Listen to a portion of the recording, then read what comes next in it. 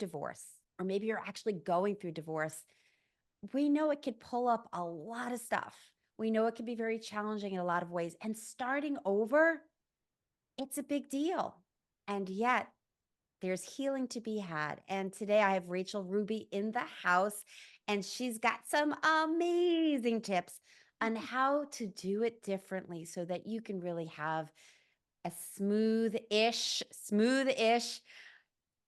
open-hearted journey ahead and even now. So let me just welcome Rachel to the show. Hello, Rachel. So good to have you here.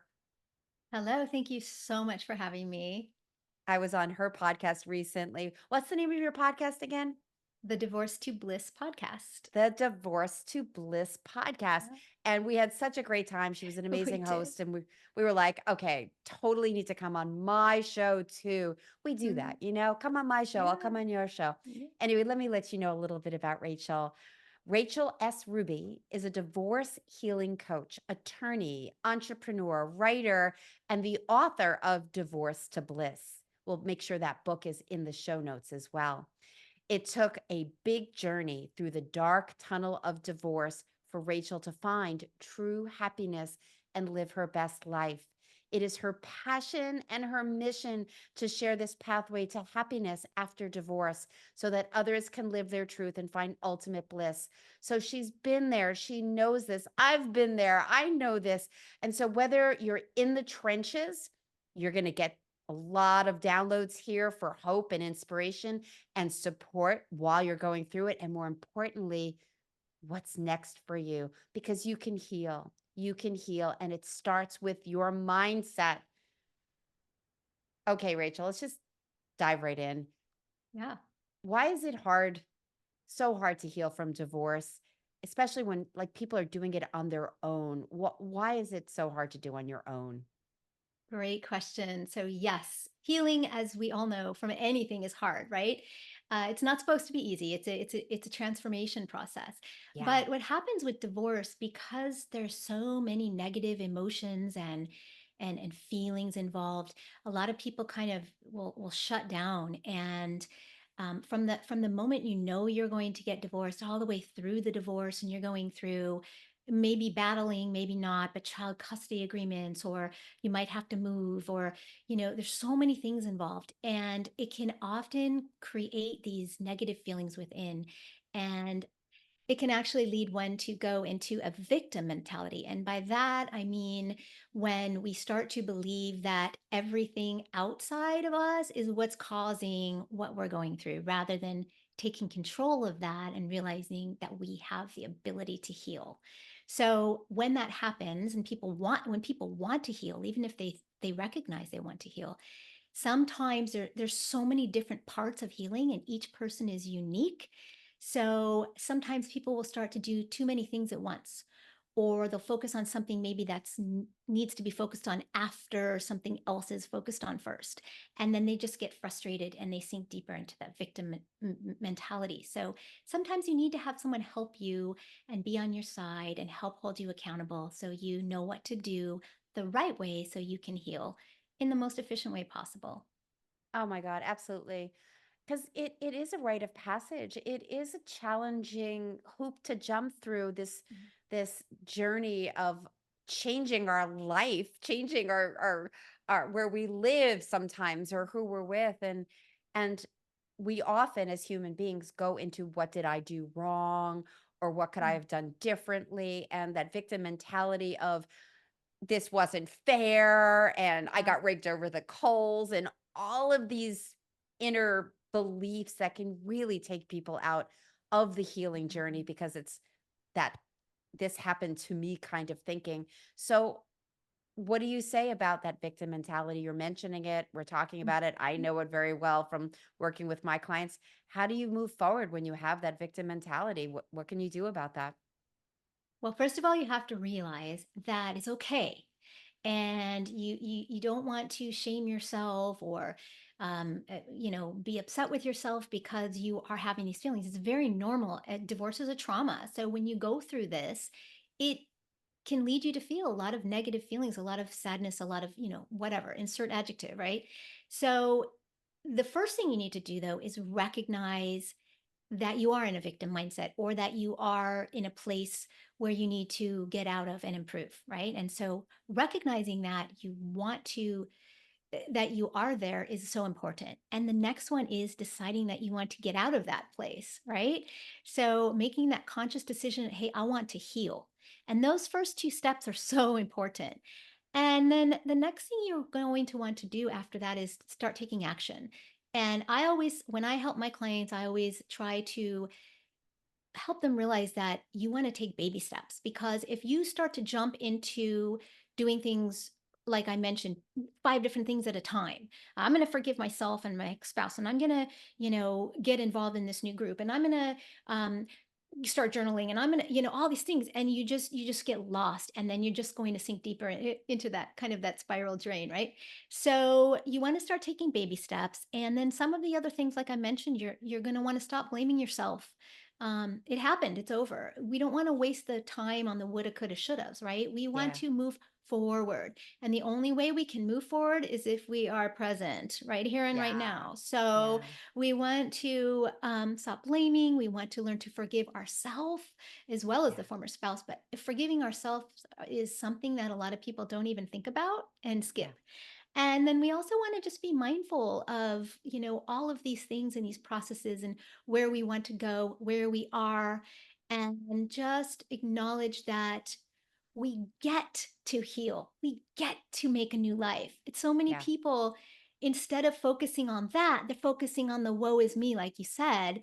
Yeah. And if we want to move forward, we have to focus on, wow, it's like someone who has a job. Like, I have to go to work today. Well, you get to go to work today. Like, so many people don't even have jobs and they're trying to find them. So So you true. really want to make it about what a positive mindset. And so changing those thoughts, those negative thoughts into positive ones.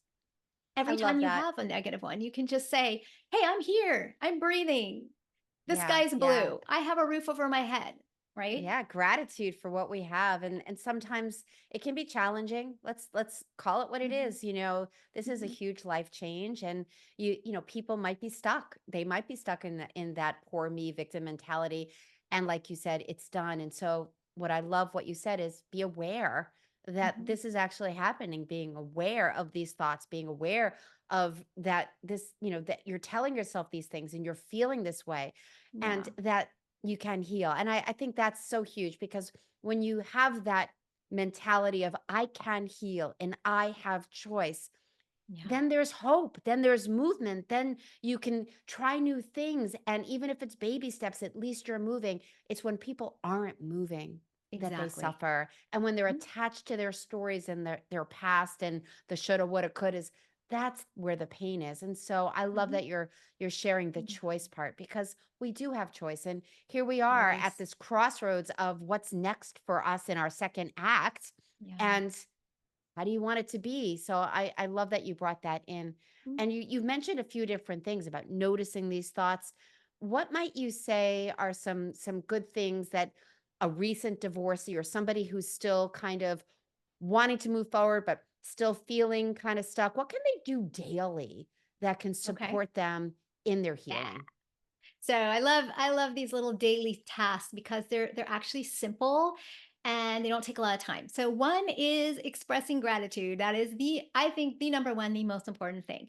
And that is again kind of I suggest people do this in the morning when they first wake up, because to me the dawn, the morning, it's like a new start, tabula rasa. It's the start of a new day. You have a million different opportunities to make it phenomenal, right? So what I'd love to do is when I wake up, I use the restroom, brush my teeth, and then I come back and sit down.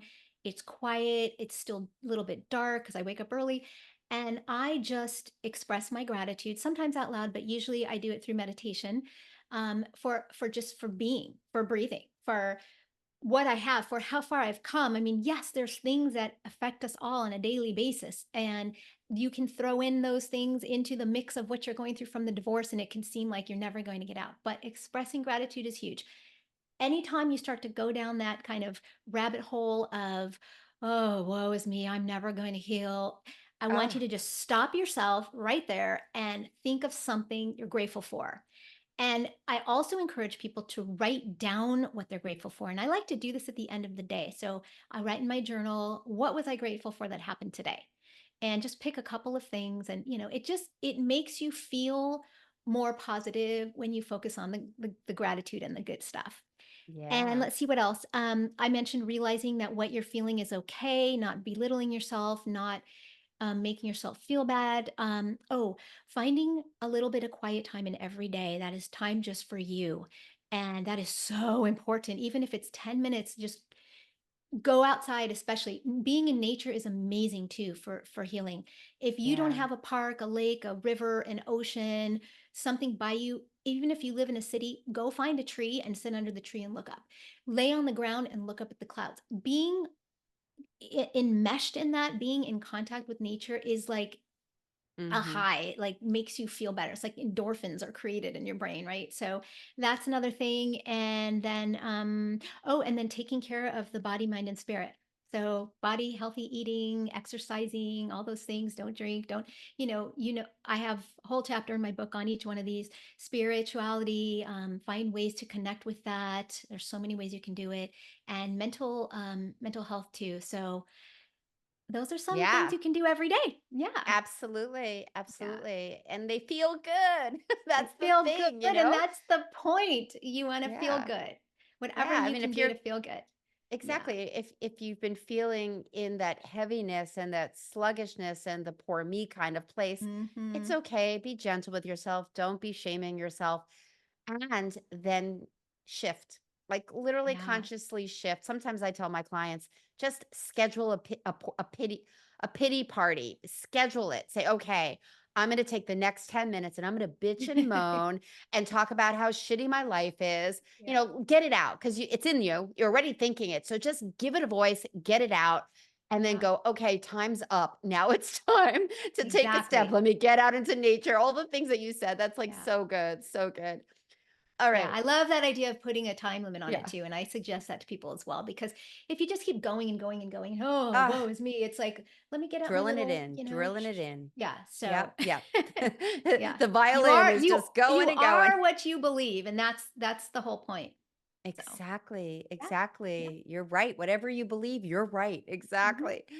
So yeah, you talk about gray divorce being harder, and how it is actually easier. However, actually, that's not the question you asked. It was how is gray divorce harder and how is it easier? I wanted to make sure I got that right. That was something that you wanted to discuss. And it was interesting when I looked at that question, I was like, I don't know what gray divorce is. I kind of, put two and two together, but I'm like, yeah. what's gray divorce? However, I want to hear what your definition is of gray divorce and tell us a little bit more about that. Sure. So, gray divorce is defined as a divorce that happens usually after age 50. And so, kind of, that midlife time. I went through a gray divorce. I fall in that category. I don't like the, gray divorce because, well, yeah, it's there, but we hide it. But anyway, Gray but under divorce or yeah, under but gray. the point is, and I think I was trying to remember before we started recording. I believe the last study that was done on the numbers for gray divorce was in 2019, if I'm not mistaken. And I believe it said that or more than one third of all divorces are gray divorces right now, like in the last few Yeah. years. So, and the number's growing. So we're seeing, and I see that too with a lot of my clients. A lot of my clients came from gray divorce. So the reason that it's interesting is because it can be harder in some ways and it can be easier than a younger divorce. So the ways in which And it's mostly harder. and mostly women are pulling the plug on that. Oh, Is that right? yes. Yes. Mostly Yeah. most gray divorces are initiated by women. It Yes, makes sense exactly. because we're Yeah. what I know Kids about have gone. menopause, what I know about women, we kind of Yep. wake up and kind of go, yeah, this isn't working for me. Yeah. Yeah. Well, there are so We many factors. tried. Yeah. Yeah, there's so But many I factors, so think, many factors. yeah, there's so many factors to it. And, if I've looked at, all these articles and journals about why gray divorce happens, but, everybody has their own story. But Yeah. I think that it can be harder in the sense that, um, because one, we are older. So one thing that I see a lot of people worrying about with gray divorce is the aloneness factor. Now, being alone after divorce Mm. is one of, I think, the three greatest worries. However, when you're older, that is magnified, it's intensified because we're getting older. And if something Yeah. happens to us and we're no longer with someone, a lot of people are worried about that. So that's one thing that makes it harder. And another thing is a lot of these women at this age are going through menopause, so their hormones are out of whack. As you know, I know you've talked about this, and this can really have an effect on your healing because, and I was going through menopause when I was starting my healing process, but I didn't even take into account in the beginning that so many of these things that were going on in my body were actually making it harder for me to work on the healing process, right? Because like I wasn't Yep. sleeping as well, and Oh my so God. that's Yeah. It's a something that big can make it harder. factor. Yeah, Hmm. and then the other thing is when people do the healing process and then they want to go out into the dating world. And for most people, 50 and above, the dating world has changed so much. When I started, Exactly. They yeah, remember when they were in college and they're like, yeah, What is yeah. this about?"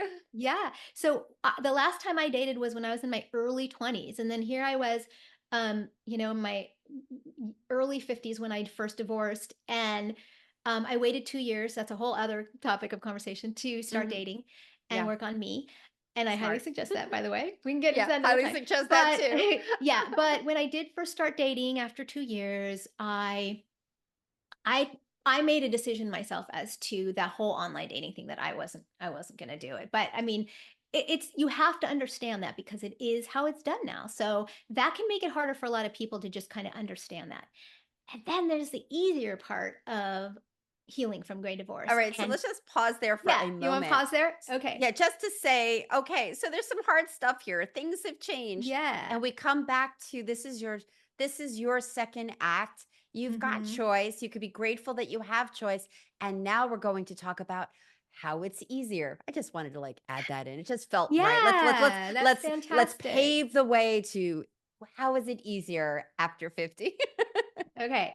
So the biggest reason or the biggest thing that makes it a little bit easier, and again, it's still hard. So, but is that usually by the time we're in our 50s, we have gained a lot of wisdom, a lot of life wisdom. And so many of the people I talk to even though it's still hard for them and they still do have these fears and these concerns, they've gained a lot of wisdom and they know what they want.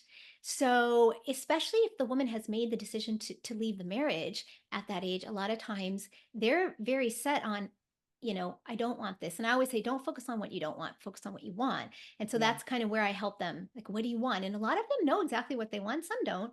But usually we have more wisdom. And so that's a wonderful thing.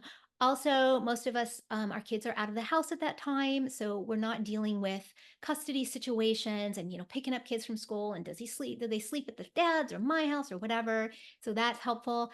And Absolutely. Yeah. yeah, and then last is our support networks usually by that age are so strong, and that is a whole other topic as well. But if you have a stronger support network, friends, and those are people who, not just people who love you, but people who will let you make your own choices and not Yeah. dictate what you should decide. And if you have a lot or even a few of those people in your life, and usually by the 50s we do, it makes it a lot easier to go through the process. Yeah.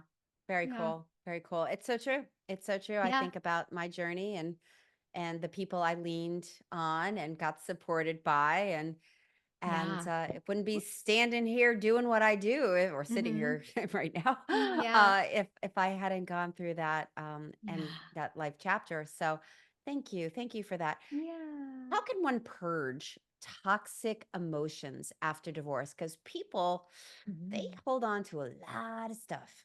We do, and it's such a great question. I love it, and I wish I had an hour to answer it. But in a nutshell, so I can give you some ideas in a nutshell.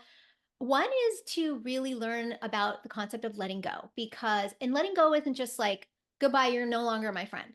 It really involves a lot, like a deep psychological analysis and analyzing how you feel with the people in your support network.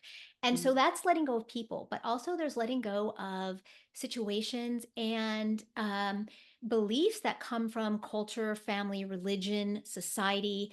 that, you may have been programmed all your life. Most of us have been in some way to believe that divorce is bad, it's wrong. We don't do it. Right. And some, very religious people also don't allow it.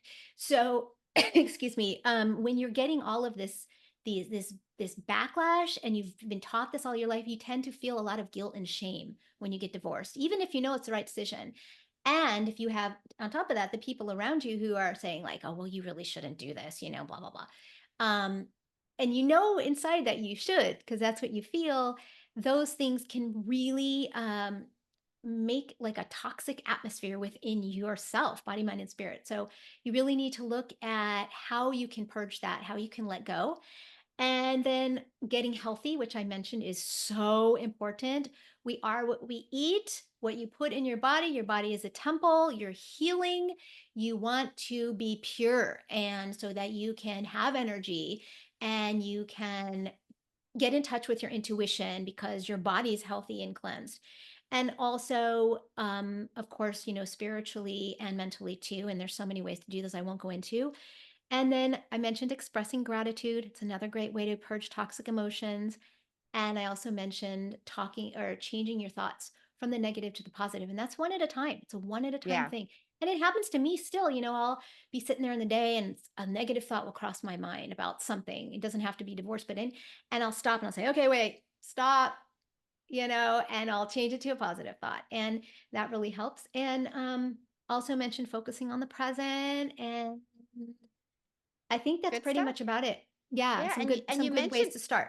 yeah, absolutely. And you mentioned intuition. What role does intuition play in the healing path that as you see it?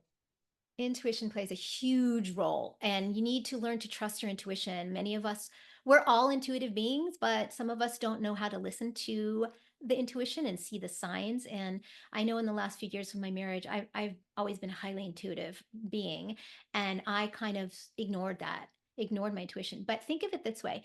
If you have a feeling about something, let's say you meet a new friend and you're so excited about this person, and then there's this little voice saying, I don't know, this person's not good for you. And you don't listen to it. And then something happens down the road. And then you think back to, gosh, I Yeah. knew that, right? So it's really important to trust your intuition. And there's ways that you can, I talk about it, I have a podcast about it, it's in my book, but there definitely are ways that you can strengthen your intuition because it's a wonderful way to help you heal.